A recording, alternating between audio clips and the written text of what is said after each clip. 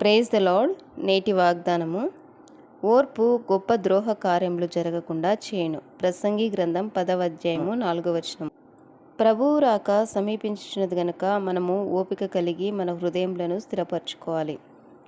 ఓర్చుకొనకుండా సనిగే జీవితం కలిగి ఉన్నట్లయితే న్యాయాధిపతి వాకిట నిల్చున్నాడు అని లేఖనం సెలవిచ్చినది.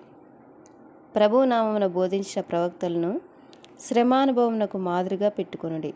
యోగ్యమైన మంచి మనసుతో వాక్యమును విని దాన్ని అవలంబించి ఓపికతో ఫలించాలి. యెహోవా హేబేలును అతని అర్పణను లక్ష్యపెట్టాడు, కయీను అర్పణను లక్ష్యపెట్టలేదు. కయీను ఓర్చుకోలేక తన తమ్ముని చంపేశాడు. ఫలితంగా దేవుని సన్నిధి నుంచి వెళ్ళగొట్టబడ్డాడు. కక్ష చేతనైనను వృధాతిశయం చేతనైనను ఏమీయూ చేయక వినయమైన మనసు గలవారై ఒకరినొకడు తనకంటే యోగ్యులుగా ఎంచాలి. సహించిన వారమైతే ఆయనతో కూడా ఏలుదుము. సులువుగా చిక్కులు పెట్టి పాపమును విడిచిపెట్టి విశ్వాసం నా కర్తయు దాన్ని కొనసాగించేవాడు నేను యేసు వైపు చూచుచు మన ఎదుట ఉంచబడిన పందెములో ఓపికతో పరిగెత్తుదుము. ఆమెన్.